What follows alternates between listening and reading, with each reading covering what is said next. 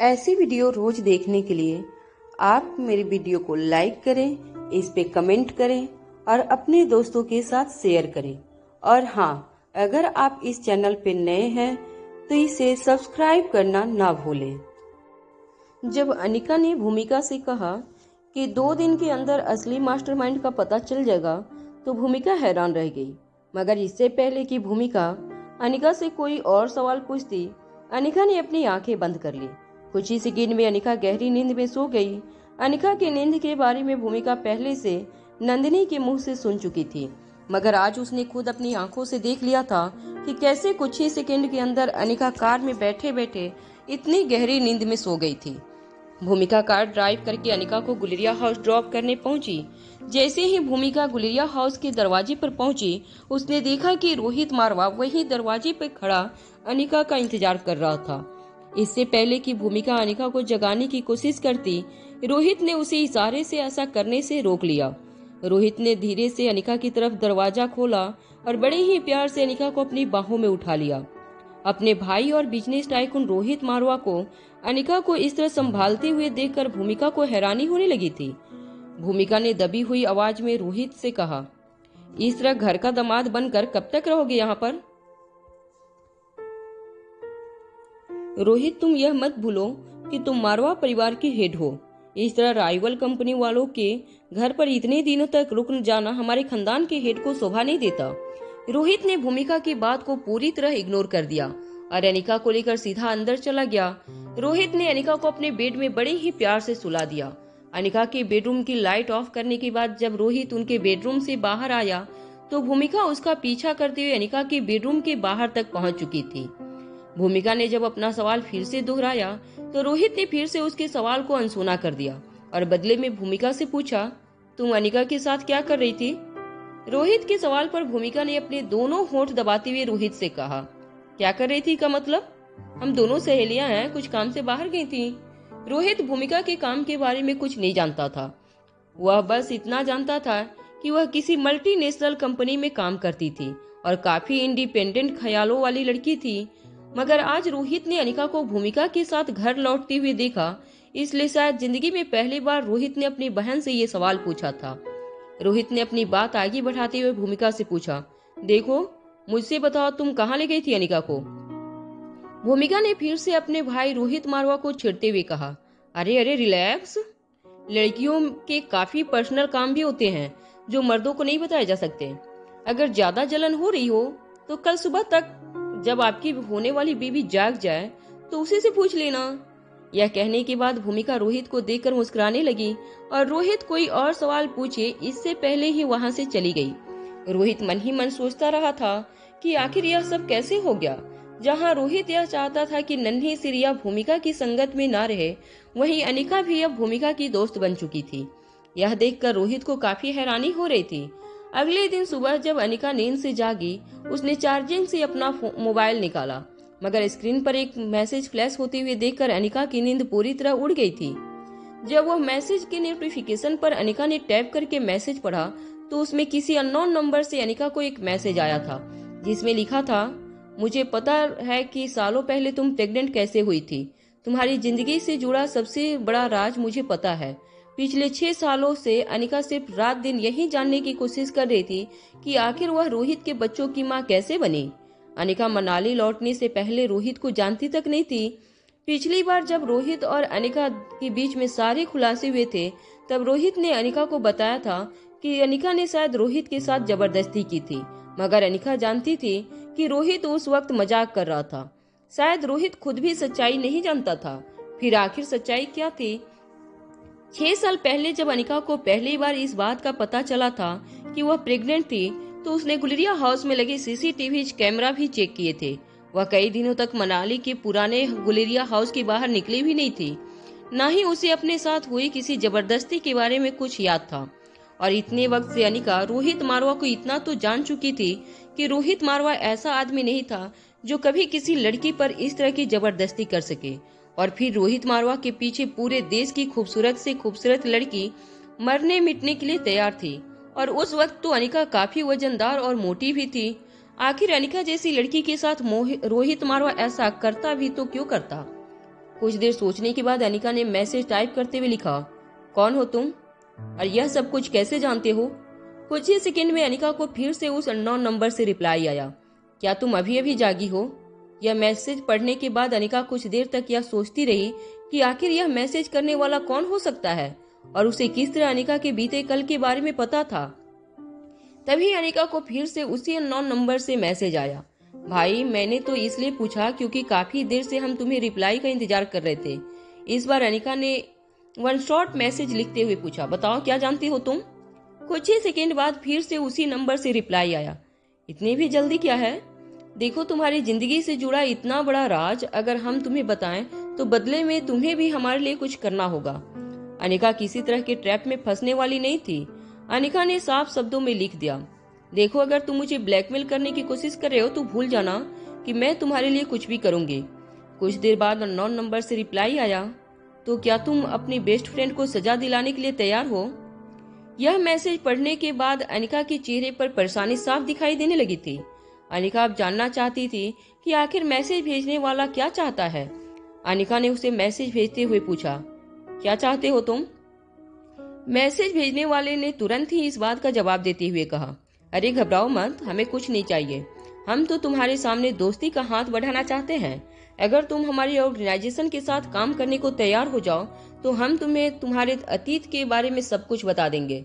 हमारी ऑर्गेनाइजेशन को बहुत खुशी होगी अगर तुम्हारे जैसे डॉक्टर, तुम्हारी जैसी फाइटर और तुम्हारी जितनी खूबसूरत लड़की हमारे साथ हमारे लिए काम करें।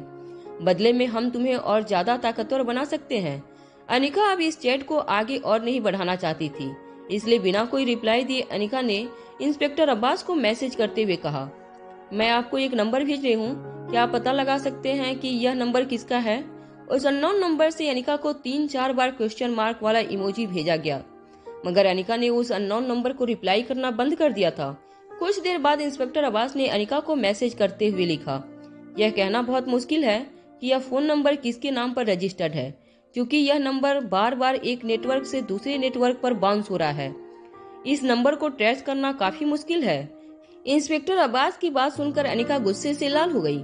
अनिका मन ही मन सोचने लगी, इतना बड़ा स्पेशल डिपार्टमेंट एक फोन नंबर भी ट्रेस नहीं कर पा रहा है, यह कितनी शर्म की बात है। तभी अचानक अनिका को कुछ याद आया। अनिका ने निखिल कोटी भास्कर को मैसेज करके अननोन नंबर ट्रेस करने को कहा। उस अननोन नंबर से अभी भी अनिका को मैसेज आ रहे थे। अनिका से बार बार पूछा जा रहा था कि अचानक उसने चैट करना बंद क्यों कर दिया। अनिका जानती थी निखिल कोटी भास्कर दुनिया के बेहतरीन हैकरों में से एक था। किसी मोबाइल नंबर को ट्रेस करना निखिल के लिए कुछ ही मिनटों का काम था, मगर अनिका को कुछ मिनटों तक उस नंबर को एक्टिव रखना था। इसलिए अनिका ने भी जवाब देते हुए लिखा, जरा मुझे बताओ कि तुम्हारी ऑर्गेनाइजेशन क्या करती है और कहाँ है तुम्हारी इस ऑर्गेनाइजेशन का हेड ऑफिस? इस सवाल के जवाब में उस अननोन नंबर से मैसेज आया, नाइस ट्राई, मगर इतना आसान नहीं है हमारे नंबर को ट्रेस करना। क्या है कि दुनिया के सबसे बेहतरीन हैकर हमारी कंपनी के लिए काम करते हैं। तुम्हारा निखिल कोटी भास्कर भी उनके सामने बच्चा है। और हाँ, मुझे पता है कि स्पेशल डिपार्टमेंट से भी कुछ एक्सपर्ट्स हमारे चैटिंग को ट्रेस करने की कोशिश कर रहे हैं, मगर यह काम उनके बस का नहीं है। बस मुझे गुस्सा इसी बात पर आया कि तुमने 2 दोस्तों के बीच की बात को पब्लिश कर दिया। अब तक तो तुम्हारी माँ की वजह से हम तुम्हारे साथ काफी रिस्पेक्ट और प्यार से बात कर रहे थे, मगर लगता है तुम्हें हमारी दोस्ती मंजूर नहीं है। ठीक है, अगर तुम नहीं चाहती कि तुम्हारी दोस्त के ऊपर लगे झूठे इल्जाम से फ्री हो जाओ तो कोई बात नहीं, सड़ने दो उसे जेल में। क्या है कि नताशा की बॉडी को भी जला दिया गया है। उसके बेगुनाह होने का साबुत भी नताशा के शरीर के साथ जल चुका है। अगर तुम हमारी दोस्ती कबूल करती हो और हमारे साथ जुड़ती हो तो तुम हर परेशानी से मुक्त हो सकती हो। तुम जिस फील्ड में चाहो नंबर 1 बन सकती हो। तुम्हारी ताकत की लोग मिसाल देंगे और तुम्हारे दिमाग की लोग दाद देंगे। तभी निखिल कोटी भास्कर ने अनिका को मैसेज करते हुए लिखा, यह लोग बहुत शातिर हैं। मुझे लगा था कि इस फोन नंबर को ट्रेस करना मेरे लिए बहुत आसान होगा, मगर मुझे लग रहा है कि इस नंबर के पीछे जो लोग हैं वह काफी पावरफुल हैं। मैं चाहकर भी उन्हें ट्रेस नहीं कर पा रहा हूँ। बार बार वह अपना सिग्नल बदल रहे हैं। इनफैक्ट अब तो मुझे उनका सिग्नल ही किसी सैटेलाइट पर नजर नहीं आ रहा है। निखिल का यह जवाब पढ़कर अब अनिका भी हैरान हो गई थी। अनिका सोच में पड़ गई कि क्या सचमुच ये ऑर्गेनाइजेशन इतना पावरफुल था। शायद इसीलिए स्पेशल डिपार्टमेंट वाले इतने सालों से इस ऑर्गेनाइजेशन के बारे में कुछ पता नहीं कर पाया था। ना ऑर्गेनाइजेशन के मालिक का नाम पता चल पाया था और ना ही उनके ऑपरेशन करने का तरीका। उस ऑर्गेनाइजेशन के मकसद के बारे में भी किसी को कुछ पता नहीं था।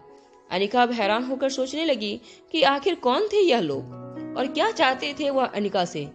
तभी इंस्पेक्टर अब्बास ने भी अनिका को मैसेज करते हुए लिखा, हमारा पूरा इंटेलिजेंस डिपार्टमेंट उस नंबर को ट्रेस करने की कोशिश कर रहा है, मगर ऐसा आज तक कभी नहीं हुआ कि वह इतनी देर से किसी नंबर के बारे में जानकारी न निकाल पाए। क्या तुम कुछ और देर उनके साथ चैटिंग में बनी रह सकती हो? अनिका ने इंस्पेक्टर अब्बास को जवाब देते हुए लिखा, वह लोग जानते हैं कि आप लोग उन्हें ट्रेस करने की कोशिश कर रहे हैं। मुझे वह पहले ही धमकी दे चुके हैं। वो लोग यह भी जानते हैं कि श्रेया बेगुनाह है। सबूत मेरे पास भी है श्रेया के बेगुनाह होने का, मगर मैंने अब तक इसलिए यह बात पब्लिक नहीं की क्योंकि मैं चाहती हूँ कि नकाब के पीछे छुपा आदमी कोई हरकत न करे। मगर अब वह सांप अपने बिल से बाहर आ चुका है। अब वक्त आ गया है कि मैं श्रेया को सबके सामने बेगुनाह साबित करूं। इंस्पेक्टर अब्बास ने अनिका से कहा, ठीक है, जैसा तुम ठीक समझो। काश हम इस फोन नंबर को ट्रेस करके उस ऑर्गेनाइजेशन का लोकेशन पता कर पाते। खैर, अब तुम्हें जो ठीक लगे वह करो। तभी निखिल ने अनिका को एक मैसेज किया। मैसेज पढ़ते ही अनिका ने इंस्पेक्टर अब्बास को मैसेज टाइप करते हुए लिखा, लोकेशन के बारे में पता चल गया है। अनिका का मैसेज पढ़ते इंस्पेक्टर अब्बास ने अनिका को कॉल लगाया। जैसे अनिका ने इंस्पेक्टर अब्बास का कॉल उठाया, इंस्पेक्टर अब्बास ने अनिका से पूछा, कौन है वह लोग, कहाँ है उनका लोकेशन, मुझे अभी बताओ। तुम्हें किसने बताया उनके लोकेशन के बारे में? अनिका जवाब देते हुए कहा, है मेरा एक दोस्त जो बड़ी हैकिंग जानता है। मैं आप लोगों को लोकेशन बताती हूँ, आप अभी जाकर उन्हें अरेस्ट कर लीजिए। अभी अनिका ने अपनी बात पूरी की ही थी कि उसे फोन पर भीड़ के शोर मचाने की आवाज आने लगी। अनिका ने अपनी ऊंची आवाज करते हुए इंस्पेक्टर अब्बास से पूछा, हेलो इंस्पेक्टर अब्बास, क्या हो रहा है वहाँ पर? इंस्पेक्टर अब्बास ने अपनी आवाज ऊंची करते हुए अनिका से कहा, वह लोग बहुत तेज हैं। हमारे हेडक्वार्टर के बाहर काफी प्रेस लोग इकट्ठा हो गए हैं। नताशा के मौत की खबर पूरे मीडिया में फैल गई है। वह लोग चाहते हैं कि हम जल्द से जल्द गुनाहगार को अरेस्ट करें। इंस्पेक्टर अब्बास ने अनिका से कहा, मीडिया वाले अब यह जानना चाहते हैं कि आखिर नताशा के खून के पीछे किसका हाथ है। हालांकि नताशा की सच्चाई पता चलने के बाद मीडिया की नजर में श्रेया के लिए काफी सिंपैथी है। आखिर एक छोटी सी बच्ची को जो औरत उसकी माँ से अलग कर दे, लोग उससे हमदर्दी कैसे कर सकते हैं? मगर लोग यह जरूर जानना चाहते हैं कि क्या सचमुच श्रेया ने नताशा का खून किया था। कुछ मीडिया वाले अपील कर रहे हैं कि श्रेया को हमदर्दी की नजरों से देखा जाए और कुछ मीडिया वाले यह भी कह रहे हैं कि चाहे कारण जो कुछ भी हो, एक इंसान को किसी दूसरी इंसान की जान लेने का कोई हक नहीं है। इंस्पेक्टर अब्बास की बात सुनने के बाद अनिका ने इंस्पेक्टर अब्बास से कहा, अगर ऐसा है तो मुझे लगता है कि हम लोगों के सामने सच रख देना चाहिए। इंस्पेक्टर अब्बास ने अनिका से कहा, ठीक है, तुम हेड ऑफिस आ जाओ, मैं तुम्हें पता भिजवा देता हूँ। फोन रखने से पहले इंस्पेक्टर अब्बास ने अनिका से कहा, यहाँ तुम्हारे लिए एक और सिर दर्द पहले से मौजूद है। डॉक्टर रितु ने तुम्हारे खिलाफ कंप्लेन की है। अनिका ने एक लंबी सांस छोड़ते हुए इंस्पेक्टर अब्बास से कहा, देखिए, सिर दर्द मेरे लिए नहीं, आपके लिए है। आपको यह तय करना है कि आपके केस में रुकावट डालने वाले के साथ आपको किस तरह से पेश आना है। अनिका की इस बात पर इंस्पेक्टर अब्बास ने जवाब देते हुए कहा, तो आ जाओ, यहाँ पर देखते हैं क्या सबक सकती है डॉक्टर रितु। जब से डॉक्टर रितु अनिका को मिली थी, वह अनिका के हर काम में उसे कांटे की तरह चुभ रही थी। जब अनिका भी उस वक्त का इंतजार कर रही थी जब डॉक्टर रितु को सच्चाई पता चले और उसे शायद अपनी जिंदगी का सबसे बड़ा शौक लगे। इंस्पेक्टर अब्बास का फोन डिस्कनेक्ट करने के बाद अनिका ने नाश्ता किया और इंस्पेक्टर अब्बास के बताए हुए हेडक्वार्टर्स पर जाने के लिए घर से निकलने लगी। मगर जैसे ही अनिका गुलेरिया हाउस के बाहर जाने के लिए नीचे लिविंग रूम में आई, अनिका ने देखा कि श्रेया पिंकी के साथ बैठकर बातें कर रही थी। पिंकी श्रेया को देखकर काफी खुश नजर आ रही थी। श्रेया हालांकि अभी रिहा नहीं हुई थी, मगर इंस्पेक्टर अब्बास की मदद से श्रेया को बेल मिल चुकी थी। पिंकी और श्रेया को एक साथ देखकर अनिका को काफी अच्छा महसूस हो रहा था। तभी अचानक अनिका को कुछ याद आया और वह फिर से अपने कमरे में चली गई। कुछ देर बाद अनिका अपने हाथ में एक छोटी सी बोतल लेकर नीचे आई। अनिका ने वह बोतल श्रेया को देते हुए कहा, इस बोतल के अंदर एक मलहम है जिससे शरीर पर लगे जख्मों के दाग कुछ दिनों में गायब हो जाएंगे। और स्किन बिल्कुल पहले जैसे की तरह हो जाती है। अनिका अच्छी तरह जानती थी कि पिंकी के शरीर पर लगे दाग को देखकर श्रेया बार बार एक माँ होने के नाते क्या महसूस करती होगी। बचपन से जब शरारत करते रिया बेंगलुरु में खेलते खेलते गिर गई थी, तब उसके पाँव में चोट लग गई थी। जख्म का निशान काफी दिनों तक रिया के पाँव पर रहा था। उस वक्त अनिका ने कुछ जड़ी बूटियों की मदद से एक मरहम बनाया था, जिसे स्किन पर लगाने से स्किन पर बने जख्म के दाग कुछ दिनों में गायब हो जाते हैं। श्रेया ने उस मलहम की शीशी अपने हाथ में लेते हुए अनिका से कहा, थैंक यू वेरी मच। जब अनिका गुलेरिया हाउस से बाहर निकली तो उसने देखा कि गेट पर काफी शोर शराबा हो रहा था। सिक्योरिटी गार्ड कुछ लोगों को अंदर आने से रोक रहे थे। जब अनिका गेट पर पहुंची तो उसने देखा कि संध्या कुछ रिपोर्टर्स को लेकर फिर से गुलेरिया हाउस के बाहर रास्ता रोककर खड़ी हो गई थी। अनिका को बाहर आता हुआ देखकर कुछ रिपोर्टर्स ने अनिका को सवाल पूछते हुए कहा, मिस अनिका, क्या आपको लगता है कि गुलेरिया परिवार की ताकत का इस्तेमाल करके आपने लोगों की नजरों में कानून और सिस्टम की रिस्पेक्ट को कम कर दिया है? आखिर एक मर्डर के जुर्म में गिरफ्तार लड़की को इतनी आसानी से बेल कैसे मिल सकती है? रिपोर्टर की बात का जवाब देते हुए अनिका ने कहा, देखो, सब कुछ सिस्टम के मुताबिक लीगली हो रहा है। बेल मिलने पर का हर प्रोसीजर फॉलो किया गया है और ऑनरेबल कोर्ट की मंजूरी के बाद ही श्रेया को छोड़ा गया है। अनिका की बात पूरी होते ही संध्या जोर जोर से चिल्लाकर कहने लगी, देखो, इस लड़की की बातों में बिल्कुल मत आना। यह अपनी फ्रेंड को बचाने के लिए तुम सबकी आंखों में धूल झोंक रही है। जरा देखो मेरी तरफ, मैं एक माँ हूँ जिसने अपनी जवान बच्ची को खोया है। मुझे इंसाफ चाहिए और आप लोगों की मदद के बिना मुझे इंसाफ कैसे मिलेगा? यह लोग बहुत ताकतवर हैं। इंसाफ के लिए आप लोगों को मेरी मदद करनी होगी। मुझे मेरी बेटी की मौत का इंसाफ चाहिए। सारे प्रेस रिपोर्टर एक बात अच्छी तरह जानते थे कि नताशा ने जो कुछ भी किया था श्रेया के साथ वह काफी इनह्यूमन था, मगर चाहे जो भी हो, श्रेया को नताशा की जान नहीं लेनी चाहिए थी। यह बात भी सब मानते थे। इसलिए फिर से अनिका को सवाल पूछते हुए रिपोर्टर ने कहा, देखिए मिस अनिका, हम अच्छी तरह जानते हैं कि अगर किसी माँ से पैदा होते ही उसका बच्चा छीन लिया जाए तो वह कितना बड़ा जुर्म है, मगर अदालत नताशा को अपने जुर्म की सजा दे चुकी थी और अगर आपको दी हुई सजा कम लग रही थी तो आप ऊपरी अदालत में केस चलवा सकते थे। इस तरह अपने हाथों से कानून लेकर नताशा को सजा देना क्या आपको सही लगता है?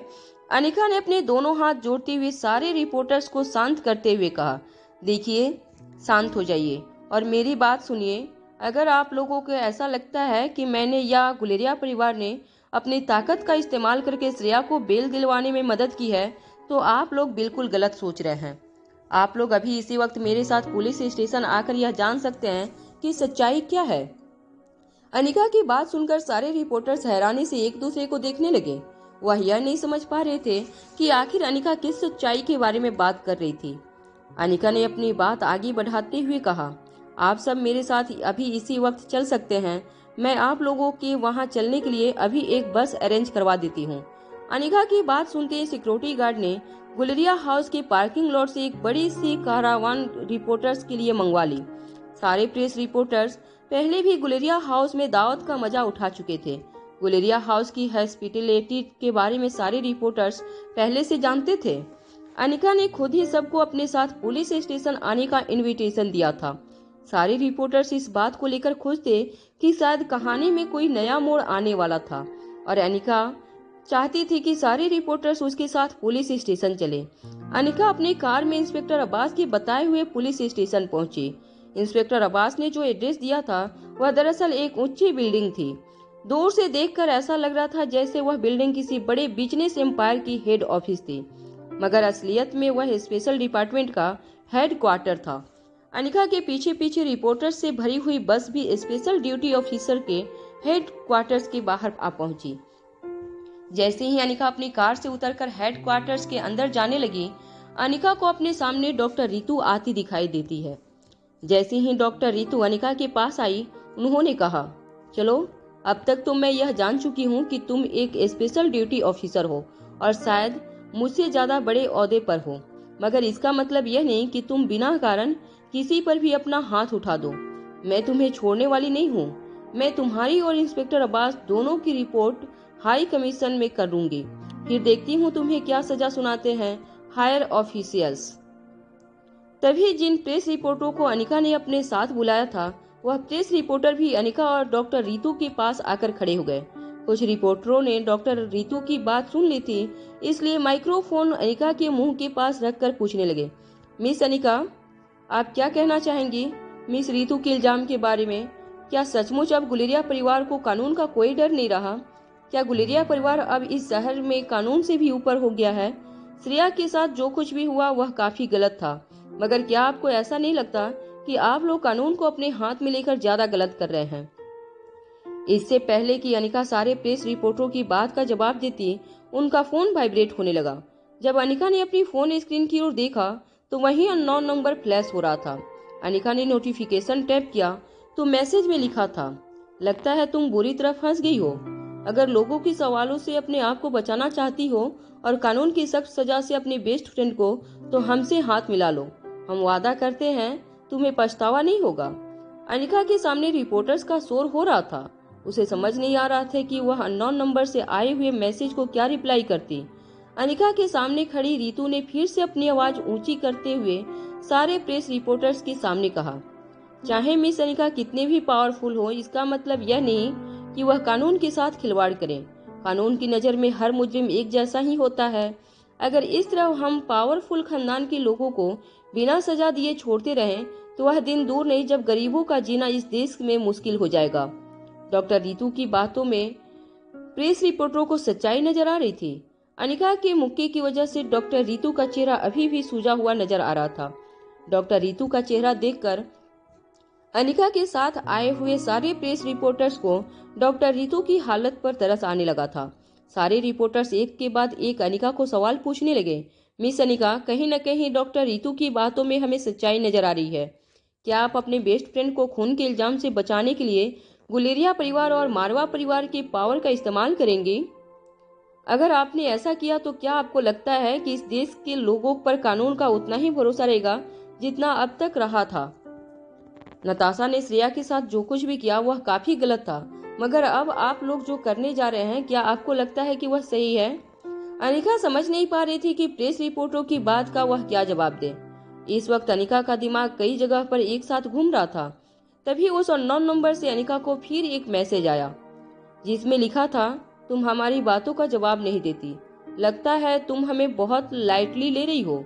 लगता है हमारे ऑर्गेनाइजेशन के पावर का तुम्हें एक नमूना दिखाना ही होगा। तुम्हें पता नहीं, हम चाहें तो तुम्हारी बेस्ट फ्रेंड श्रेया को इस किस्से से चुटकी बजाकर बाहर निकाल सकते हैं अगर तुम हमारा साथ देती हो। लेकिन अगर तुम हमारा साथ नहीं देना चाहती हो, अंजाम तुम्हारी बेस्ट फ्रेंड श्रेया को भुगतना होगा। अननोन नंबर से आई हुई धमकी की वजह से अब अनिका का पेशेंस लेवल खत्म हो चुका था।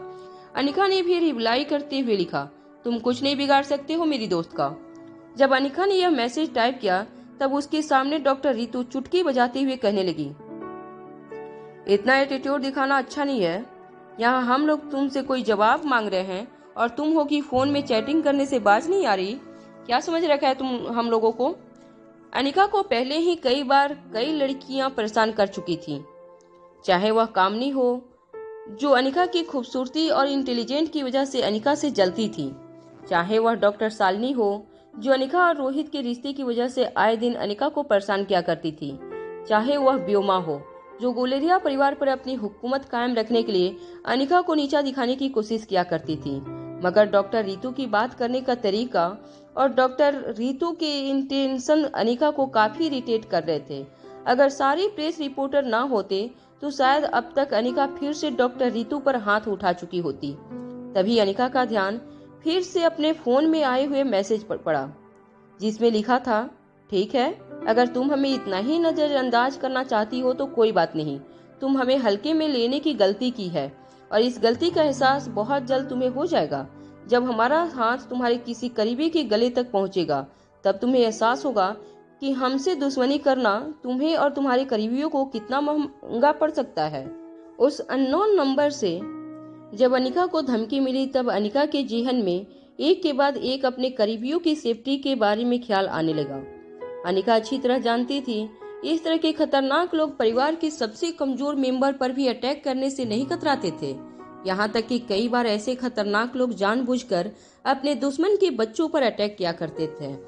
बच्चों का ख्याल मन में आते ही अनिका ने तेजी से उस धमकी भरे मैसेज का रिप्लाई करते हुए लिखा, अगर तुम लड़ना चाहते हो तो मुझसे लड़ना। अगर मेरे परिवार में से किसी को एक खरोच भी आई तो तुम्हें और तुम्हारी पूरी ऑर्गेनाइजेशन को बहुत भारी पड़ेगा। मैसेज भेजने के बाद अनिका के कानों पर फिर से सामने खड़ी रितु और प्रेस रिपोर्टरों की आवाज पड़ने लगी। डॉक्टर रितु बार बार अनिका को एक ही सवाल पूछ रही थी, आखिर पावर का गलत इस्तेमाल करने से वह समाज में किस तरह का इंप्रेशन छोड़ रही थी। जब अपने ऑफिस में इंस्पेक्टर अब्बास को यह पता चला कि अनिका हेड ऑफिस के गेट पर पहुंच चुकी है, तो इंस्पेक्टर अब्बास खुद अनिका को रिसीव करने ऑफिस से बाहर निकले। अनिका को प्रेस रिपोर्टरों से घिरा हुआ देखकर इंस्पेक्टर अब्बास तेजी से अपने साथियों के साथ अनिका के पास आए और रिपोर्टर को दूर हटाते हुए कहने लगे, देखिए यह स्पेशल ड्यूटी ऑफिसर का हेड क्वार्टर्स है। यहाँ इस तरह बिना इजाजत के आप लोग नहीं आ सकते। डॉक्टर रितु ने इंस्पेक्टर अब्बास की बात का जवाब देते हुए कहा, मगर सर यह सब लोग सिर्फ सच्चाई जानना चाहते हैं कि आखिर पावर होने का यह मतलब तो नहीं कि आप अपने किसी क्रिमिनल दोस्त जिस पर खून जैसे संगीन आरोप लगा हो उसे आजाद घूमने दिया जाए। श्रेया एक मर्डरर है, उसे जेल से छुड़वाने का क्या मतलब है। डॉक्टर रितु की बातों का बड़ी सख्ती से आवाज में जवाब देते हुए इंस्पेक्टर अब्बास ने कहा, देखिए आप मिस श्रेया के बारे में मीडिया में गलत बातें फैला रही हैं। मिस नताशा के खून में अब मिस श्रेया सस्पेक्ट नहीं रही। इंस्पेक्टर की बात सुनते ही सारे प्रेस रिपोर्टर हैरान होकर एक दूसरे को देखने लगे।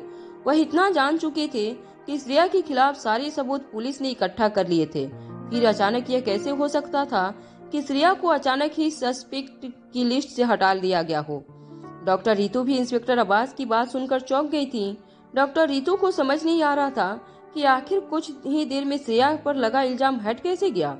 डॉक्टर रितु ने अपनी आवाज ऊंची करते हुए इंस्पेक्टर अब्बास से पूछा, सर यह क्या कर रहे हैं। अरे मैंने खुद नताशा की पोस्टमार्टम रिपोर्ट पर अपने हाथों से सिग्नेचर किए हैं। उसकी ऑटोप्सी रिपोर्ट भी मैंने ही क्लियर की है। सारे सबूतों से यह बात साफ है कि श्रेया ने जो पॉइजन नताशा के शरीर में इंजेक्ट किया था उसी की वजह से नताशा की मौत हुई है। आप इतने साफ सबूतों को झुटला कैसे सकते हैं। इंस्पेक्टर अब्बास ने इस बार ऊंची और सख्त आवाज में डॉक्टर रितु और उनके साथ आए रिपोर्टर से कहा, देखिए यह केस अब हमारे डिपार्टमेंट के हाथ में है और आपको एक्सप्लेनेशन देने की वैसे तो हमें कोई जरूरत नहीं है, मगर बात यहाँ पर किसी निर्दोष लड़की पर लगे झूठे इल्जाम की है, जिसकी वजह से पहले ही उस बेचारी लड़की का मीडिया में आप लोगों ने काफी नाम उछाल रखा है। इसलिए उस बेगुनाह लड़की की खातिर मैं आपको सब कुछ साफ साफ बताना चाहता हूँ कि आखिर इसके पीछे छुपी सच्चाई क्या है। नताशा की मौत का कारण श्रेया का दिया हुआ इंजेक्शन नहीं था, बल्कि उसके शरीर में पहले ही किसी ने पॉइजन इंजेक्ट कर दिया था। जिससे यह काम किया है वह बहुत ही शातिर और चालाक क्रिमिनल है। हम बहुत जल्द उसे गिरफ्तार करने वाले हैं। इंस्पेक्टर अब्बास ने बड़ी ही कड़क और सख्त आवाज में यह बात कही थी। इंस्पेक्टर अब्बास के बारे में प्रेस रिपोर्ट ने काफी चर्चे सुन रखे थे। उनकी बात को झुटलाने की हिम्मत किसी में नहीं थी। जब डॉक्टर रितु ने देखा कि सारे रिपोर्टर्स इंस्पेक्टर अब्बास की बात को नोट करने लगे, तब उन्होंने रोकते हुए डॉक्टर रितु ने इंस्पेक्टर अब्बास से कहा, आप यह क्या कह रहे हैं सर, आप इस तरह किसी केस को कैसे घुमा सकते हैं। मैंने खुद रिपोर्ट बनाई है नताशा की। जब वह हॉस्पिटल में एडमिट हुई थी तब वह बिल्कुल ठीक थी। हाँ, उसे अचानक ही छाती में दर्द हुआ था, मगर वह बहुत ही माइनर इशू था।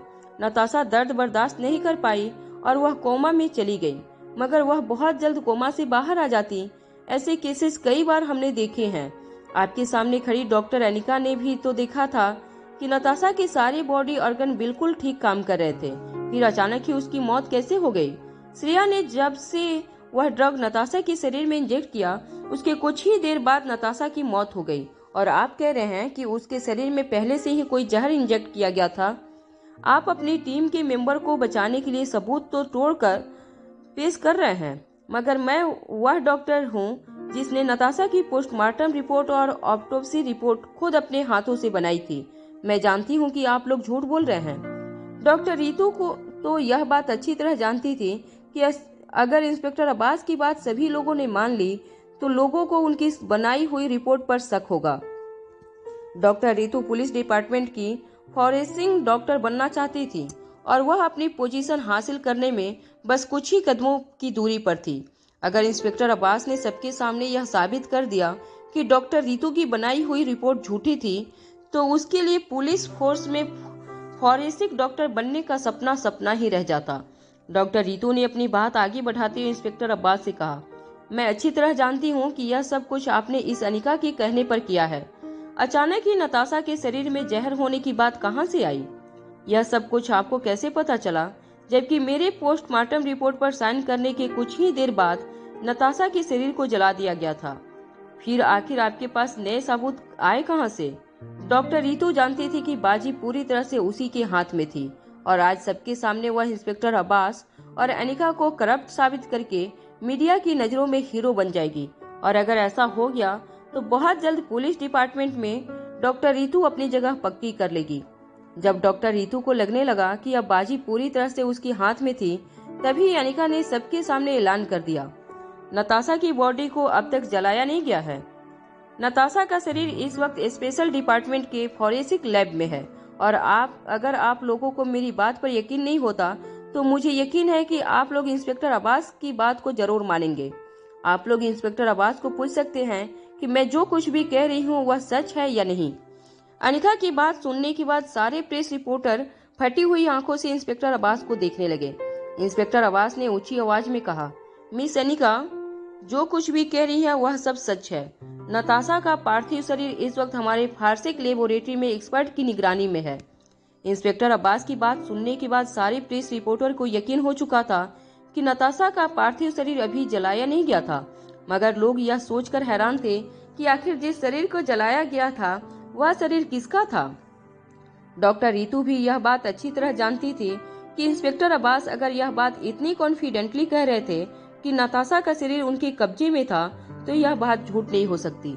डॉक्टर रितु को शमशान में हुई हर एक बात याद आने लगी। डॉक्टर रितु ने काफी चालाकी से अनिका और आकाश का वक्त बर्बाद किया था ताकि वह नताशा के शरीर को जलने से रोक न पाए। यहाँ जब अनिका को पता चला कि वह सिर्फ 2 मिनट लेट हुई थी नताशा के शरीर को जलने से रोकने के लिए, तब अनिका ने जोर से डॉक्टर रितु के मुंह पर मुक्का भी मार दिया था, जिसका दर्द अभी भी डॉक्टर रितु को महसूस हो रहा था। फिर यह कैसे हो सकता था कि नताशा का शरीर इस वक्त स्पेशल डिपार्टमेंट के फॉरेंसिक लैब में था? मगर डॉक्टर रितु यह जानती थी कि वह इंस्पेक्टर अब्बास की कही बात को झुटला नहीं सकती थी, इसलिए उसने फिर से अनिका पर अटैक करते हुए कहा, चलो मान लेते हैं कि यह बात सब सच भी है, मगर मैंने खुद नताशा की पोस्टमार्टम रिपोर्ट और ऑटोप्सी रिपोर्ट बनाई है। नताशा के शरीर में हॉस्पिटल जाने से पहले जहर कैसे इंजेक्ट किया जा सकता है? क्योंकि जब वह हॉस्पिटल आई थी तब उनके शरीर में पॉइजन की कोई ट्रेस नहीं थे। मैंने खुद नताशा की रिपोर्ट को पर्सनली चेक किया है। मैं नताशा की अटेंडिंग डॉक्टर होने के नाते यह बात अच्छी तरह जानती हूँ कि हॉस्पिटल में एडमिट करते वक्त नताशा के खून में किसी भी तरह का पॉइजन नहीं पाया गया था। फिर अचानक ही यह बात कहाँ से आ गई कि श्रेया से पहले ही किसी और ने नताशा के शरीर में पॉइजन इंजेक्ट कर दिया था। यह सब तुम्हारी एक चाल है, मैं अच्छी तरह जानती हूँ। डॉक्टर रितु मीडिया के सामने अनिका को एक करप्ट डॉक्टर और करप्ट इंसान साबित करना चाहती थी। अनिका ने अपने दोनों हाथ अपनी कमर पर रखते हुए ऊंची आवाज में कहा, लगता है डॉक्टर रितु, पढ़ाई आपने ठीक तरह से नहीं की, वरना कभी न कभी अपने पूरे करियर में आपने स्लो पॉइजन का नाम जरूर सुना होता। और नताशा के शरीर में जो ड्रग इंजेक्ट किया गया था वह तो काफी नया है। 4 दिन पहले अगर इस तरह का ड्रग किसी के शरीर में इंजेक्ट किया जाए तो कुछ दिनों तक उस ड्रग के ट्रेसेस इंसान के खुद में नहीं पाए जा सकते। फिर अचानक ही यह स्लो पॉइजन इंसान के शरीर पर वार करता है और कुछ ही घंटों में उसकी मौत हो जाती है। हाँ, मैं जानती हूँ कि इस तरह के नए ड्रग के बारे में डॉक्टर रितु जैसी नई और इन एक्सपीरियंस डॉक्टर को नहीं पता होगा, मगर यही सच है कि श्रेया ने जो ड्रग नताशा को दिया था वह कोई जानलेवा ड्रग नहीं था और हॉस्पिटल में एडमिट होने से पहले ही नताशा के शरीर में किसी ने जहर इंजेक्ट कर दिया था। अनिका की कही हर बात मीडिया वाले अच्छी तरह से नोट करने लगे। जब डॉक्टर रितु ने देखा कि सारे मीडिया वाले अनिका की बात को बहुत सीरियसली ले रहे थे, वो समझ गई कि मीडिया की नजरों में रितु बस एक इनएक्सपीरियंस और गैर जिम्मेदार डॉक्टर बनकर रह गई थी, मगर वह इतनी आसानी से हार मानने वाली नहीं थी।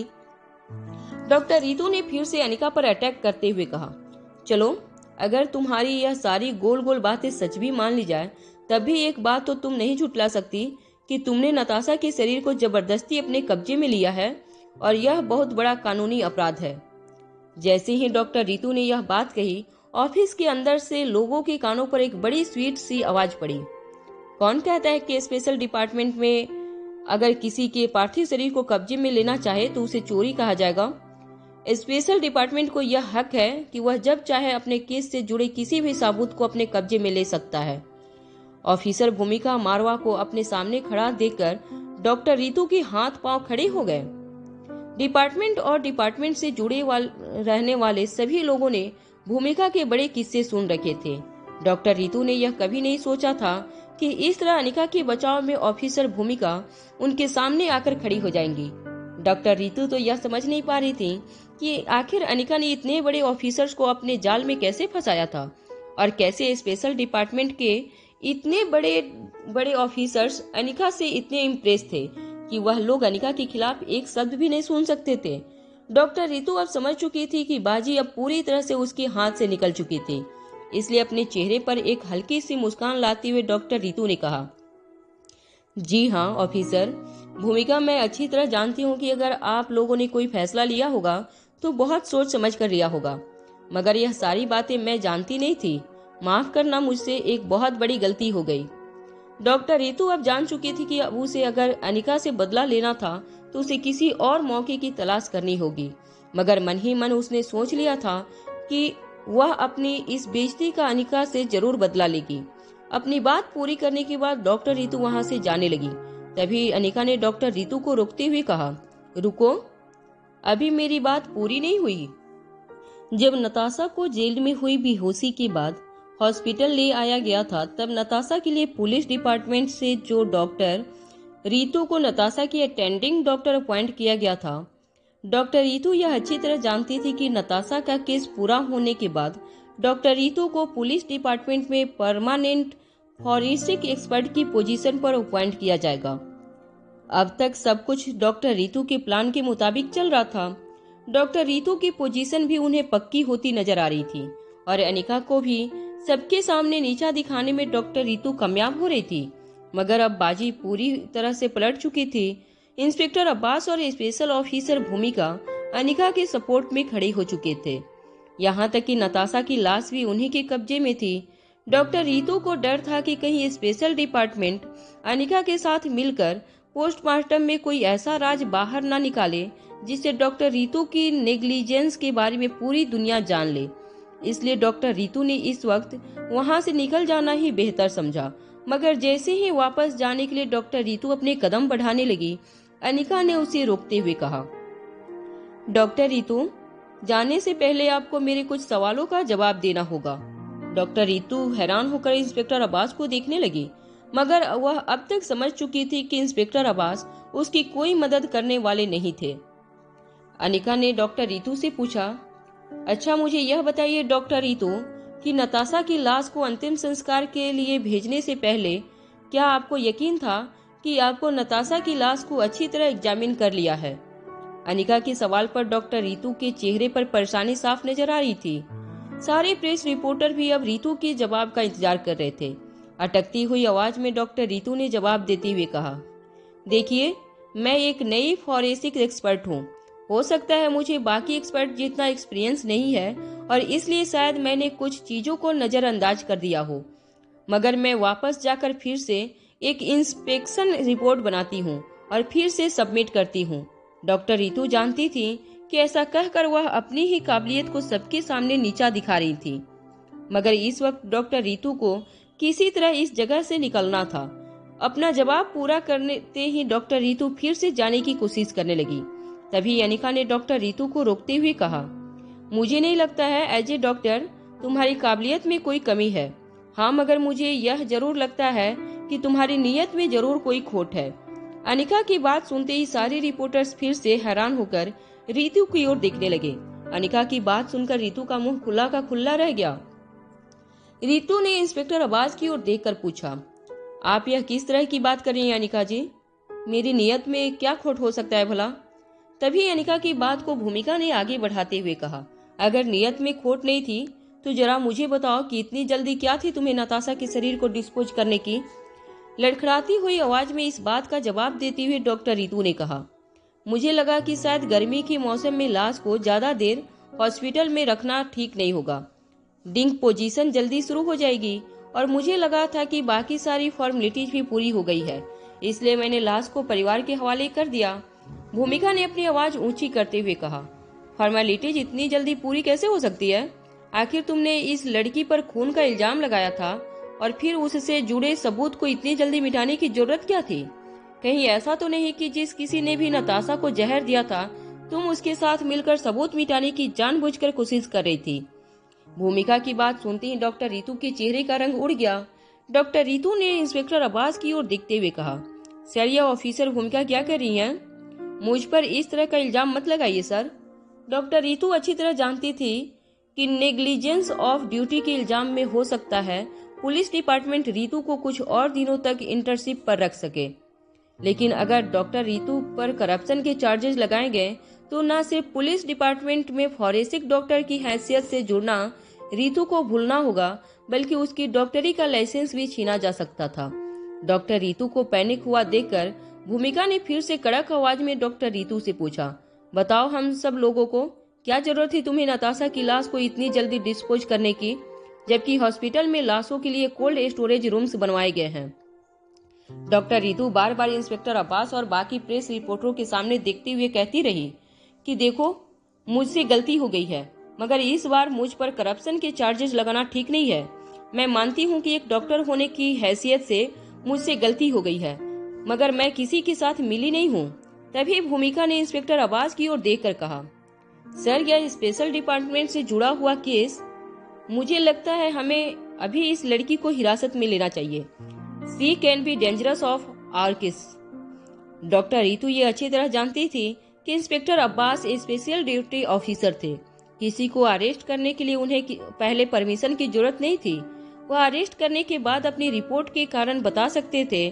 सारे मीडिया वालों के सामने डॉक्टर रितु अरेस्ट नहीं होना चाहती थी, इसलिए इंस्पेक्टर अब्बास के पास जाकर डॉक्टर रितु धीमी आवाज में उनसे कहने लगी, देखिए सर, मेरा यकीन कीजिए, मैं किसी के साथ मिली हुई नहीं हूँ।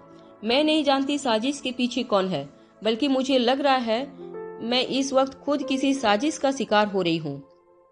भूमिका जो ठीक इंस्पेक्टर अब्बास के बगल में खड़ी थी, उसने फिर से अपनी आवाज ऊंची करते हुए डॉक्टर रितु से कहा, अगर यह बात है तो सबके सामने बताती क्यों नहीं कि आखिर ऐसी क्या मजबूरी थी, तुमने नताशा की लाश को इतनी जल्दी क्यों जला दी? डॉक्टर रितु जानती थी कि अब वह पूरी तरह से फंस चुकी है। अगर उसने सही कारण नहीं बताया तो आज वह इंस्पेक्टर अब्बास और मीडिया की नजरों में करप्ट साबित हो जाएंगे। इसलिए अपना सर झुकाकर मीडिया वालों के सामने देखते हुए रितु ने कहा, देखिए, लगातार कई घंटों तक मैंने नताशा की बेहोशी का असली कारण जानने की कोशिश की, मगर मैं कुछ पता नहीं लगा पाई। जब मैंने देखा कि अनिका भी नताशा को एग्जामिन करने के लिए हॉस्पिटल आई हैं, तब मुझे लगा कि कहीं ऐसा ना हो जाए कि मुझसे पहले कोई और यह केस सॉल्व कर दे। उससे मेरी काबिलियत पर दाग लग जाता। पुलिस डिपार्टमेंट और बाकी लोग यही समझते कि मैं अभी फॉरेंसिक एक्सपर्ट बनने के काबिल नहीं हूँ। अचानक ही अस्पताल में नताशा की मौत हो गई। मैं उसकी मौत का कारण भी नहीं जान पाई। तभी मुझे पता चला कि श्रेया ने नताशा के शरीर में बेंजोप्लेटिन ड्रग इंजेक्ट किया था और इसीलिए मैंने सारा इल्जाम श्रेया पर लगा दिया और रिपोर्ट में लिख दिया कि श्रेया ने जो ड्रग नताशा को दिया था उसी ड्रग की वजह से नताशा की मौत हुई है। मगर मैं यह भी अच्छी तरह जानती थी कि अगर अनिका के हाथों नताशा की लाश लग गई तो हो सकता है वह नताशा की मौत का असली कारण जान ले, अपनी नाकाबिलियत लोगों के सामने ना दिख जाए। इसलिए मैंने नताशा की बॉडी को उसके परिवार को सौंप दिया और उनसे कह दिया कि किसी भी वक्त नताशा की बॉडी डिकम्पोज होना शुरू हो जाए सकती है, ताकि वह लोग जल्दी से जल्दी नताशा का अंतिम संस्कार कर दें। डॉक्टर रितु की बात सुनते ही सारे प्रेस रिपोर्टर अपने अपने कैमरा में डॉक्टर रितु का कन्फेशन रिकॉर्ड करने लगे। कुछ प्रेस रिपोर्टर डॉक्टर रितु की बात को नोट करने लगे। फिर भूमिका सारी रिपोर्ट्स के बीच में आकर बड़े ही स्टाइल अंदाज में कहने लगी, देखिए मेरी रिपोर्टर बहनों और उन बहनों के भाइयों, मैं आप सबको एक बात साफ साफ कह देना चाहती हूँ कि तुम्हारी रिपोर्ट्स में जो कुछ भी लिखना चाहो डॉक्टर रितु के बारे में वह लिख सकते हो, मगर हमारी ऑर्गेनाइजेशन का नाम अगर मुझे कहीं भी नजर आया या सुनाई दिया तो इतना याद रखना कि हम स्पेशल डिपार्टमेंट के लोग हैं। भूमिका की कड़क आवाज में मिली हुई धमकी सारे रिपोर्टर समझ चुके थे। स्पेशल डिपार्टमेंट के पास क्या पावर होते हैं यह मीडिया रिपोर्टर्स अच्छी तरह जानते थे। भूमिका अपनी बात पूरी करने के बाद फिर से इंस्पेक्टर अब्बास और अनिका के पास चली गई। भूमिका ने मिनी स्कर्ट और हाई हील्स पहन रखी थी। भूमिका के चलने के अंदाज को देखकर यह कहना मुश्किल था कि भूमिका किसी फैशन शो में रैप वॉक पर रही थी या ऑन ड्यूटी स्पेशल ऑफिसर थी, मगर भूमिका की स्टाइल और एटीट्यूड देखकर सारे प्रेस रिपोर्टर्स भूमिका के दीवाने हो गए। तभी अनिका के फोन पर उसी अननोन नंबर से फिर एक मैसेज आया, जिस पर अनिका ने कुछ देर पहले मैसेज करके लिखा था कि अगर मेरे करीबी लोगों में से किसी को एक खरोच भी आई तो मैं तुम्हारी पूरी ऑर्गेनाइजेशन बर्बाद कर दूंगी। अनिका की धमकी का जवाब लिखते हुए उसी अननोन नंबर से अनिका को एक मैसेज आया, इतना याद रखना कि अगर तुम मेरी ऑर्गेनाइजेशन तक पहुंचने में कामयाब हो गई तो मरने से पहले तुम्हें पीने के लिए पानी भी नसीब नहीं होगा, और चाहे तुम जमीन आसमान एक कर दो तुम मुझे नहीं पकड़ सकती। यह मैसेज पढ़ते ही अनिका के चेहरे पर मुस्कुराहट आ गई। अनिका ने इस मैसेज के जवाब में लिखा, मैंने तुम्हें पकड़ लिया है। दिल्ली के एक आलीशान होटल में अपने मोबाइल फोन की स्क्रीन पर यह मैसेज पढ़ते ही एक आदमी अचानक ही अपनी जगह से खड़ा हो गया। इस आदमी ने black leather jacket, cowboy style की जीन्स और लंबे जूते पहन रखे थे। अनिका के भेजे हुए मैसेज को पढ़ते ही उस आदमी के चेहरे पर परेशानी दिखाई देने लगी। उसने आसपास खड़े अपने आदमियों को ऑर्डर करते हुए कहा, जल्दी करो, हमें इस जगह से अभी के अभी निकलना होगा, हमारे दुश्मन लोग यहाँ पहुंच चुके हैं। अपने बॉस का ऑर्डर सुनते ही सारे लोग जल्दी से अपना सामान अपने बैग में भर कर निकलने की तैयारी करने लगे।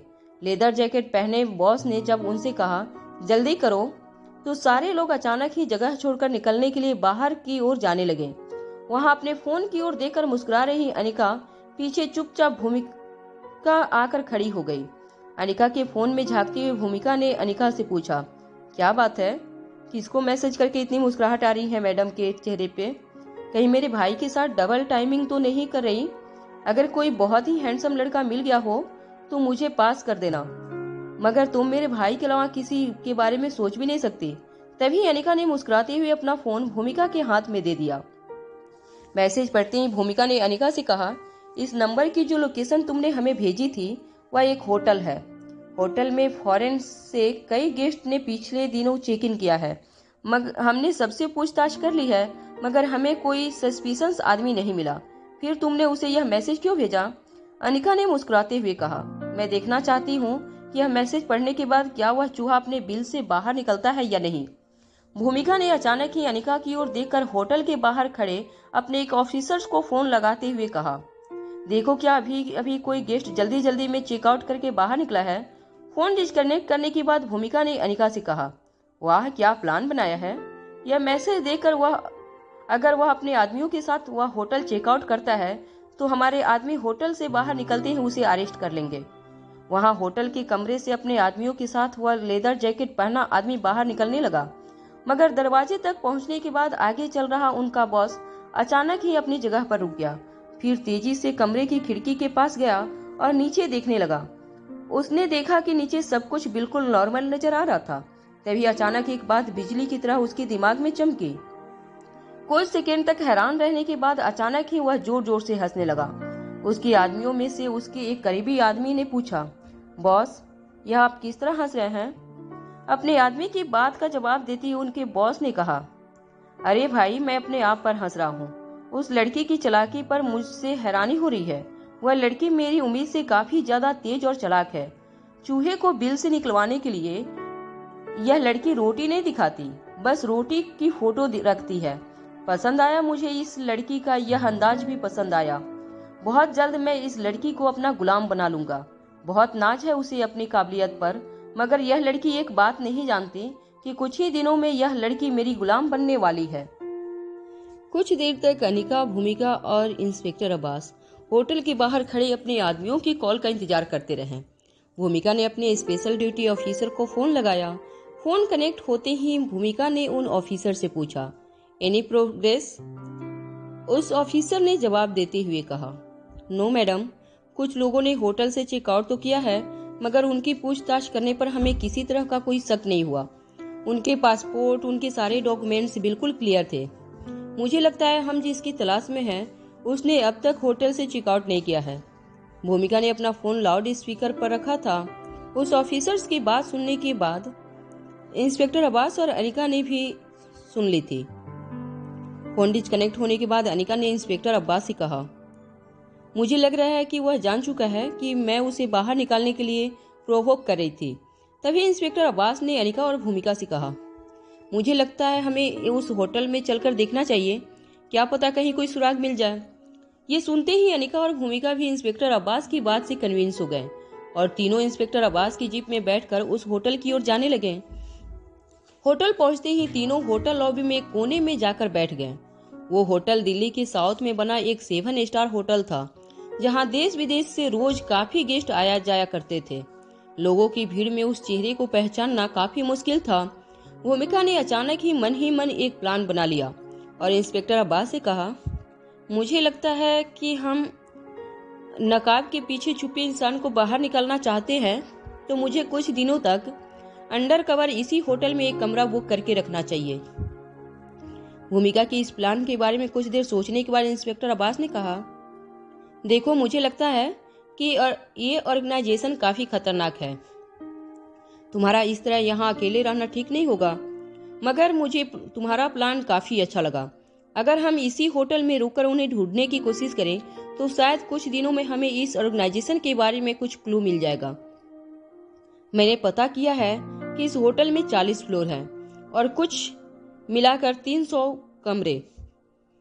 इस सीजन में आमतौर पर यह होटल हमेशा ही फुल रहता है, मगर मैं किसी भी तरह से एक कमरा अरेंज करवा सकता हूँ। मुझे लगता है मुझे ही यहाँ अंडर कवर ऑफिसर बनकर रहना चाहिए। इंस्पेक्टर अब्बास ने यह बात बहुत सीरियसली कही थी, मगर भूमिका ने अपना एक हाथ इंस्पेक्टर अब्बास के कंधे पर मारते हुए कहा, this is not fair inspector, यह प्लान मेरा था, इसलिए यहाँ रहने की लग्जरी भी मुझे मिलनी चाहिए। आफ्टर ऑल यहाँ पर रहने का सारा खर्च तो डिपार्टमेंट ही रिमेम्बर्स करेगा। यह तो गलत बात है कि मेरा आइडिया चुराकर आप यहाँ रहकर मौज मस्ती करें। भूमिका की बात सुनकर इंस्पेक्टर अब्बास हैरानी से उसे देखने लगे। इंस्पेक्टर अब्बास भूमिका की सेफ्टी के बारे में सोच रहे थे, जबकि भूमिका होटल में रहकर की जाने वाली मौज मस्ती के बारे में सोच रही थी। अनिका इंस्पेक्टर अब्बास और भूमिका के बिल्कुल बगल में बैठी थी, मगर वह उनकी बातों से बिल्कुल अनजान थी कि अनिका किसी गहरी सोच में डूबी थी। फिर अचानक अनिका ने अपने पर्स से अपना मोबाइल निकाला और उस अननोन नंबर पर मैसेज भेजते हुए लिखा, क्या हुआ? अपने कमरे से बाहर निकलने में डर लग रहा है? कुछ ही सेकेंड में उस अननोन नंबर से रिप्लाई आया, तुम इतनी भी चालाक नहीं जितना अपने आप को समझती हो। अनिका ने फिर से मैसेज करते हुए लिखा, और तुम इतने भी बहादुर नहीं जितना तुम अपने आप को समझते हो। कुछ देर बाद अनिका के मोबाइल पर फिर एक मैसेज आया, अगर किसी दिन हमारी हिम्मत से तुम्हारा सामना हो गया तो तुम्हारा क्या होगा, यह सोच सोचकर मुझे हंसी आ रही है। अब तक अनिका को लग रहा था कि इतनी बड़ी ऑर्गेनाइजेशन जिसे इतने सालों तक देश और दुनिया की पुलिस पकड़ नहीं पाई थी, उस ऑर्गेनाइजेशन का बॉस काफी चालाक और शातिर होगा। मगर जिस तरह के जवाब अनिका को मिल रहे थे, वह देखते हुए अनिका यह समझ चुकी थी कि यह जो कोई भी था जो उसे बार बार मैसेज कर रहा था, वह इंसान अपने आप को कुछ ज्यादा ही ताकतवर समझ रहा था। और यहीं पर अनिका को उसका बचपना नजर आ रहा था। अपनी ताकत पर जरूरत से ज्यादा विश्वास रखना किसी भी इंसान की सबसे बड़ी कमजोरी होती है। अनिका ने रिप्लाई करते हुए लिखा, अगर सचमुच इतनी हिम्मत है तो आ जाओ, मैं लॉबी में तुम्हारा इंतजार कर रही हूँ। मैं जानती हूँ कि लोगों के बीच तुम कभी नहीं आ सकते, क्योंकि ना तो तुम में इतनी हिम्मत है और ना ही तुम्हारा चेहरा ऐसा है जो लोगों को दिखाया जा सके। ऊपर अपने कमरे में जब उस आदमी ने यह मैसेज पढ़ा तो वह गुस्से से तिलमिला उठा। वह टूटी फूटी इंग्लिश में अपने आदमियों से कहने लगा, आखिर यह लड़की समझती क्या है अपने आप को? इसे मेरी ताकत का अंदाजा नहीं, इसे पता नहीं कि मैं इसके साथ क्या कर सकता हूँ। यह मुझे चैलेंज कर रही है। मैं अभी नीचे जाकर इससे मिलता हूँ और कुछ ही देर में यह लड़की यहाँ हम सबके सामने मुझसे रहम की भीख मांग रही होगी। यह कहकर वह आदमी अपने होटल के कमरे से बाहर निकलने लगा कि तभी उसके बाकी आदमियों ने उसे रोकने की कोशिश की, मगर उनका बॉस उन सब की मिली ताकत से ज्यादा ताकतवर था, इसलिए अपने आदमियों को दूर हटाते हुए वह अपने कमरे से बाहर निकल गया। अनिका इंस्पेक्टर अब्बास और भूमिका के साथ होटल की लॉबी में अपने दुश्मन के आने का इंतजार कर रही थी। होटल लॉबी में कैफे में बैठकर वह तीनों अपना ध्यान एलिवेटर पर लगा कर बैठे थे। होटल में 3 एलिवेटर थी जो उनके बिल्कुल सामने थी। जैसे ही एलिवेटर का दरवाजा खुला, बाहर निकल रहे लोगों को वो तीनों की आंखें ठीक से स्कैन करने लगी। उन्हें यकीन था कि उनका दुश्मन किसी एक एलिवेटर से बाहर निकलने वाला था। तभी अचानक अनिका की नजर एक एलिवेटर से बाहर निकल रहे एक जाने पहचाने चेहरे पर पड़ा। उस आदमी ने एलिवेटर से बाहर निकलने के बाद अपनी जेब से एक रुमाल निकाला और खांसने लगा। अनिका अपनी जगह से उठकर उस आदमी के सामने चली गई। उस आदमी का रास्ता रोकते हुए अनिका ने कहा, आप यहाँ? मैंने आपको यहाँ एक्सेप्ट नहीं किया था। अनिका के सामने इस वक्त जो आदमी खड़ा था वह आशीष डोगरा था। आशीष अनिका को अपने सामने देखकर चौंक गया और फिर से खांसने लगा। खांसते ही आशीष ने अपने चेहरे पर अपना रुमाल रख दिया। जब आशीष की खांसी शांत हुई तब आशीष ने अनिका की ओर देखकर कहा, अरे वाट ये प्लेजर सरप्राइज, तुम यहाँ क्या कर रही हो? अनिका ने आसपास चल रहे लोगों पर अपनी नजरें बनाते हुए कहा, मैं यहाँ किसी का इंतजार कर रही थी, मगर आप यहाँ कैसे? आशीष ने अपना एक हाथ अपनी जेब में रखकर बहुत ही पोलाइटली और धीमी आवाज में अनिका से कहा, देखिए मैं काफी वक्त से आपको मिलने की कोशिश कर रहा हूँ। आपकी वजह से बहुत जल्द दिल्ली में मेरी फार्मास्यूटिकल कंपनी एस्टेब्लिश होने जा रही है। मैं आपसे थैंक्स कहना चाहता हूँ और हो सके तो एक बार आपके साथ डिनर पर जाना चाहता हूँ। अनिका ने भी मुस्कुराते हुए आशीष से कहा, sure and all the best for your company. Ashish ने भी अपनी नजरें झुका ली और बड़ी ही पोलाइटली कहा, यह सब तो आप ही की वजह से हो रहा है। इसके बाद आशीष फिर से खांसने लगा। उसने अपना रुमाल फिर से अपने मुंह पर दबा लिया। जब आशीष की खांसी शांत हुई तब अनिका ने आशीष से कहा, आपकी खांसी अभी तक ठीक नहीं हुई? अनिका के सवाल पर आशीष थोड़ा ऑकवर्ड फील करने लगा और अनिका से कहने लगा, नहीं, यह तो बस दिल्ली के पॉल्यूशन की वजह से थोड़ी सी एलर्जी है, ठीक हो जाएगी। अनिका जानती थी कि आशीष शायद कुछ अनकंफर्टेबल फील कर रहा था। अनिका ने आशीष से पूछा, वैसे आप इस होटल में क्या कर रहे हैं? आशीष ने बिना सोचे अनिका की बात का जवाब देते हुए कहा, बस फार्मास्यूटिकल कंपनी की डील के लिए यहाँ एक क्लाइंट को मिलने आया था। आशीष आगे अनिका से कुछ कहता, उससे पहले ही भूमिका अनिका के पास आकर आशीष को घूर घूर कर देखने लगी। कुछ देर आशीष को देखने के बाद भूमिका ने अपने होठों को दबाकर अनिका की ओर देखा और दबी हुई आवाज में पूछा, कौन है यह हैंडसम? कौन है यह जनाब? मुझे इंट्रोड्यूस नहीं करवाओगी क्या? भूमिका के रिएक्शन देखकर अब अनिका अनकंफर्टेबल फील करने लगी थी। अनिका ने जवाब देते हुए कहा, यह आशीष डोगरा है। दरअसल यह अनिका को यह कहते हुए झिझक हो रही थी कि आशीष डोगरा अनिका के एक्स हस्बैंड कुणाल डोगरा की चाचा थे। आशीष ने अनिका का यह कंफ्यूजन दूर करते हुए कहा, हम दोस्त हैं, है ना? आशीष की यह बात सुनते ही अनिका के चेहरे पर भी मुस्कान आ गई। अनिका जानती थी कि आशीष ने अपनी मां की आखिरी रिकॉर्डिंग सही वक्त पर अनिका को देकर कहीं न कहीं उसकी काफी मदद की थी। आशीष का स्वभाव और उसका नेचर काफी पोलाइट था। वह पहले ही एक दूसरे की कई बार मदद कर चुके थे, तो अब अगर आशीष डोगरा यह कहता है कि वह अनिका का दोस्त है तो उसमें कुछ गलत नहीं था। अनिका ने भी मुस्कुराकर हाँ में अपना सर हिला दिया। भूमिका के साथ हाथ मिलाने के बाद आशीष ने अनिका की ओर देखकर कहा, मेरी बहुत जल्द एक मीटिंग है और आप तो दिल्ली का ट्रैफिक जानती ही हैं, मगर मैं आपसे जल्दी मिलूंगा। यह कहते हुए आशीष वहां से चला गया। आशीष की जाते ही भूमिका ने अनिका को प्यार से धक्का दिया और कहा, अब समझ में आया कि सुबह से इतनी मुस्कुरा क्यों रही थी तुम? क्या यही है वह हैंडसम लड़का जिससे तुम चैट कर रही थी? देखो, अगर मेरे भाई को पता चला तो उससे बहुत बुरा लगेगा। तुम इस लड़के का चक्कर छोड़ दो और उसका फोन नंबर मुझे दे दो। मगर एक बात तो कहनी पड़ेगी, काफी स्टाइलिस्ट बंदा है। अनिका ने भूमिका की बात को पूरी तरह से इग्नोर कर दिया और इंस्पेक्टर अब्बास की ओर देखकर कहा। इंस्पेक्टर अब्बास अनिका का इशारा समझ चुके थे। इंस्पेक्टर अब्बास ने अपने ईयरफोन में अपने एक आदमी से कहा, हमारा टारगेट बिजनेसमैन बनकर इस होटल में रुका हुआ है। यहाँ किसी के साथ बिजनेस डील करने आया था और अभी अभी एक और मीटिंग के लिए यहाँ से निकला है। अनिका को शक हो चुका था कि वह जिस टारगेट की तलाश में थी वह टारगेट और कोई नहीं बल्कि खुद आशीष डोगरा था, मगर ये बात यकीन के साथ नहीं कह सकती थी। अनिका को बस सिर्फ एक बात का कंफ्यूजन था कि जिस इंसान से वह काफी देर से फोन के जरिए चैटिंग कर रही थी उसकी इंग्लिश टूटी फूटी थी, जबकि आशीष डोगरा का इंग्लिश लैंग्वेज पर कमांड काफी अच्छा था। इसलिए यह कहना अभी काफी मुश्किल था कि इंस्पेक्टर अब्बास और अनिका जिस टारगेट को ढूंढ रहे थे वह 100% आशीष डोगरा ही था। इसलिए कुछ देर तक वो फिर से अपनी जगह पर बैठकर अपने दुश्मन के आने का इंतजार करने लगे। अनिका ने जब अपना सेलफोन निकाला तो उसने देखा कि उस अननोन नंबर से जो आखिरी मैसेज आया था उसने लगभग आधा घंटा बीत चुका था। अनिका को उस आदमी ने मैसेज करके कहा था कि वह उसे लॉबी में मिलने आ रहा था, मगर आधा घंटा बीत चुका था। अनिका ने इंस्पेक्टर अब्बास और भूमिका की ओर देखते हुए कहा, मुझे लगता है या तो वह हमारे सामने आकर निकल चुका है और या तो वह हमारे सामने आना नहीं चाहता। मेरे ख्याल से अब यहाँ रुक कर उसका इंतजार करना बेकार है। यह कहने के बाद अनिका अपना पर्स उठाकर होटल से निकलने लगी कि तभी भूमिका ने अनिका को रोकते हुए कहा, ठीक है, फिर मैं कुछ देर और रुक कर यहाँ उसका इंतजार करती हूँ। इंस्पेक्टर अब्बास ने अनिका से कहा, हाँ, और मैं भी यहाँ भूमिका के साथ कुछ और देर बैठकर इंतजार करता हूँ। अगर कुछ पता चलेगा तो मैं तुम्हें कॉल कर दूंगा। इंस्पेक्टर अब्बास की बात सुनने के बाद अनिका वहां से चली गई।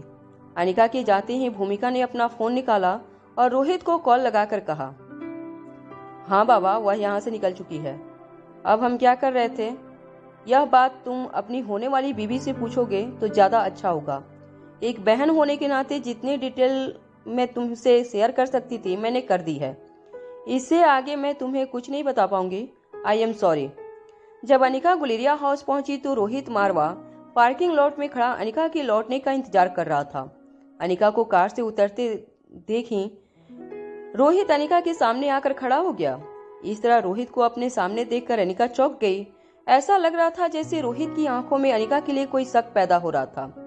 रोहित की आंखें कह रही थी कि मैं तुम्हारा पति हूँ, बताओ मुझे मेरी पीठ पीछे तुम किससे मिलने जाती हो? रोहित ने अनिका से सख्त आवाज में पूछा, जरा मुझे बताओ कि आजकल किस इन्वेस्टिगेशन में लगी हो तुम? रोहित की बात सुनकर अनिका हैरान हो गई।